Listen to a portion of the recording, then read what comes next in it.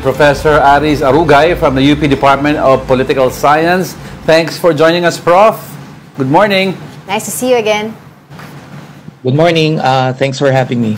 All right, itong last report natin, no, yung is it significant that yung mga retired generals and officers issuing this kind of manifesto? What does this do or impact in terms of stability? Yes, statements like this, I think, are largely unnecessary at the current crisis that we have. For me, a wrong can never right another wrong. Corruption, there's a consensus that something needs to be addressed, but we don't throw the baby with the bathwater, meaning we don't undermine our current constitutional order. And this current administration was elected by a majority of the Filipino electorate. One. Two, there are institutional mechanisms for holding our public leaders accountable. No? So we have institutions like the Ombudsman, we have impeachment, and in a few years, we have elections. And I think any call for and any push for extra-constitutional means of transferring power is a betrayal of the political consensus. Ang consensus kasi natin, ang kapangyarihan dapat lamang ilipat sa pamamagitan ng lehitimong paraan. At ang lehitimong paraan na yon ay halalan or election. So, all these calls by, I would call them fringe groups from the right and the left. No? If you notice, it is the center that is missing, the moderates. And that is the space where many, if not the majority of the Filipinos locate themselves. And this center, I think, continues to hold. So, medyo malabo, no? And yung mga detalye din, dapat din siguro natin tanungin, no? Ano bang ibig sabihin nitong mga council na to? Sino mamimili? Palabunutan ba to? No? Sino yung mga magiging miyembro na to? And who empowered them to be members of this council? Will we elect them? I have so many questions, no? But it only goes to show that all these calls are, I think, hindi pinapag-isipan ng mabuti. Pero yung previous na, dugtong lang sorry. Kasi yung previous calls from a certain group before mga retired called for, of course, yung the removal of certain key officials. But these retired generals naman, they're reaffirming their commitment to Constitution. So, ano to? Ibang grupo ba to? Is this the fringe group? Or another group? Or who are these? I guess your good is as your guess is as good as mine. I mean, I think we admire all our previous military personnel for rendering service to the country, but I do think this is the kind of involvement or service that is, as I mentioned, largely unnecessary. While of course all of us have freedom of expression, freedom of opinion on political matters. Wala naman nagbabawal but let us just keep to the rule of law. And intact naman yun So it is quite troubling that we have members of society, those that have defended our constitution before, and now they're saying that corruption is too systemic, too rampant, that this requires kasi revolutionary change na yan and it's outside already within the bounds of our existing laws and regulations. Well, for context, kasi yun nga pinag-uusapan natin na ang tagal na chismis na magkakaroon ng destabilization from the retired generals, but this group specifically reaffirmed na walang ganun. So don't you think it's necessary for them to do that, to at least, extinguish the fire that has been going on right now na tungkol sa destabilization? Angela, kasi ang missing dito, if you notice, we've been here before. Remember the time of the Arroyo administration? Yes. Meron mga military adventures into partisan politics. And I think there was significant political learning across Philippine society from that, na walang kahihinatnan to. So, I think ang importante dito, it's the active military personnel and officials. Right. No? in this regard monolithic sila, ibig sabihin they have no appetite for supporting such kind. So yung naririnig natin are actually those who are outside active service. That's right. No? So that is something that our the viewers of this program and our fellow Filipino citizens must take notice, that these are all coming from whether itong nag-i-insist na wala naman, we're continue to defending the Constitution, well and good. Parang sa akin, needless to say that aren't we all supposed to defend the Constitution? Totoo. So kumbaga parang sa akin minsan mas okay na manahimik but those who are trying to say na the solution to this problem lies beyond our existing laws, yun na yung labag sa anumang political consensus ang merong lipunan natin. So kumbaga parang there shouldn't be part of the equation to begin with.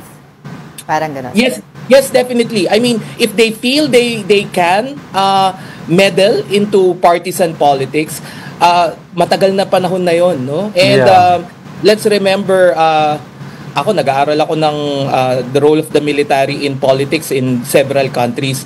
The Philippines hasn't had a successful coup before. No? Puro failed. And therefore, talagang ang importante is popular support. There is no popular support for any kind of extra constitutional change at the moment. And I do think Filipinos are way smarter than to fall into this trap. Kasi yung detalye lang nung mga ito, hindi mo kailangan na may PhD in political science. These are just noise, kumbaga. Right. And ito yung we have a free society, people can express, but also I do think that given that there is no buy-in from both the active military personnel as well as moderate civil society groups, it's really telling that this is just a noisy, very, very small minority of Philippine society. This kind. Actually, Prof, I've heard this in several discussions and circles, and I also engaged in debates with other people about this. Very interesting, you mentioned the walang appetite ang center.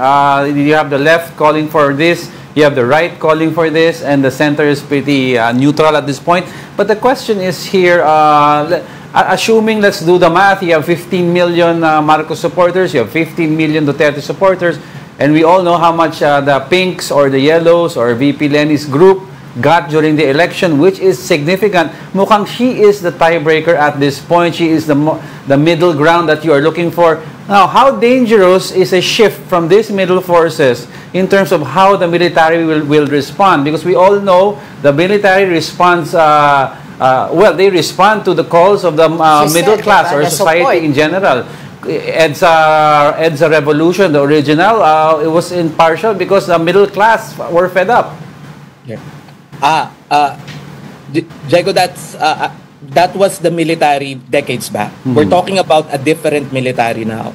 We're talking about a military that's more externally oriented. And I do think decades of professionalism has somehow made the military learn that they have no role in partisan politics. They follow the duly constituted civilian authority, and they already saw that politics is so messy, and they cannot be an arbiter of who is legitimate government and who is not. That is, kumbaga, yung term na that is way above their pay grade. Their role is to defend us from external threats, from other security threats, not to be referees, in warring and elites who cannot transcend their personal and parochial interests. So I think that's a different military, yung sinasabi natin EDSA 1, EDSA 2, EDSA 3, yung military natin ngayon nakafocus kasi all of this from if kasi I studied the military, if you will ask, para sa military, this is such unnecessary navel gazing kasi may mas malalaking laban yung bansa natin. Exactly. And that includes defending our borders, that includes countering Chinese influence operations. That includes defending our sovereignty. No? So pag kung ikaw yung military official, bakit ako makikialam sa politikang ito na napakaliit compared dun sa tremendous security challenges na hinaharap ng bansa ko? At yun yung training ko. Doon ako tinrain. We understand, yeah. So, I think, ang plea ko lang sa ating lahat, let's stick to our lane. Let's stick to what we are allowed to do and what we're supposed to do. And let's not trespass at makitawid dun sa trabaho na hindi naman natin trabaho. Right. Well, we are talking about accountability here dahil nga dito sa mga trillion peso na mga nakurakot sa pera ng taong bayan.